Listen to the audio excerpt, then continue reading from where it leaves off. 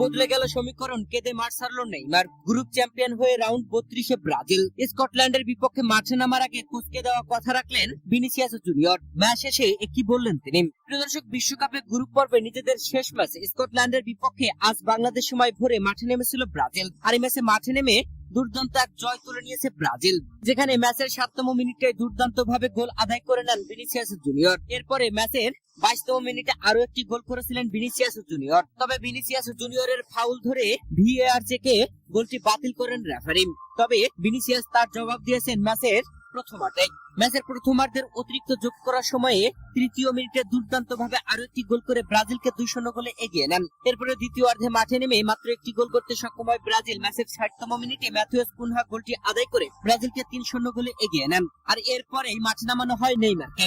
দীর্ঘ প্রায় 981 দিন পরে ব্রাজিলের হয়ে মাঠে নামলেন নেইমার জুনিয়র। ম্যাথিউস কুনহার বদলিতে ম্যাচের 76তম মিনিটে মাঠে নেমে খেললেন 14 মিনিট। আর 14 মিনিটে একটি দুর্দান্ত শট নিয়েছিলেন গোলপোস্টে। মাঠে নেমে ফাউলের শিকার হয়েছে নেইমার জুনিয়র। প্রিয় দর্শক, এই ম্যাচে 3-0 গোলে দুর্দান্ত জয় তুলে নিয়ে গ্রুপ চ্যাম্পিয়ন হয়ে বিশ্বকাপের দ্বিতীয় রাউন্ডে জায়গা করে নিল ব্রাজিল, যেখানে বিশ্বকাপের দ্বিতীয় রাউন্ডে ব্রাজিলের প্রতিপক্ষ হতে যাচ্ছে সম্ভাব্য জাপান। যদি কোনো বড় অঘটন না ঘটে তাহলেই জাপান ব্রাজিলের প্রতিপক্ষ হবে, আর বড় অঘটন হলে হয়তো নেদারল্যান্ড হতে পারে। দর্শক, বিশ্বকাপ ইতিহাসে রেকর্ড করা গ্রুপ চ্যাম্পিয়ন নিয়ে নকআউট পর্বে জায়গা করে নিয়েছে ব্রাজিল। বিশ্বকাপ ইতিহাসে এখন পর্যন্ত সর্বোচ্চ 16 বার গ্রুপ চ্যাম্পিয়ন হয়ে দ্বিতীয় রাউন্ডে জায়গা করে নিল ব্রাজিল।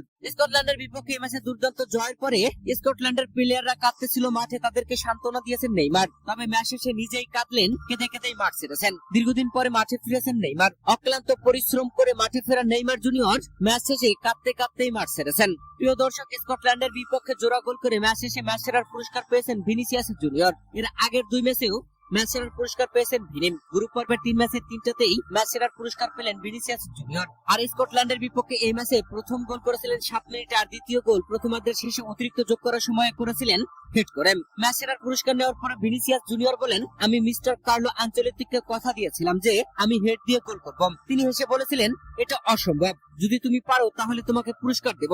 এখন আমি সেই পুরস্কারের অপেক্ষায় আছি।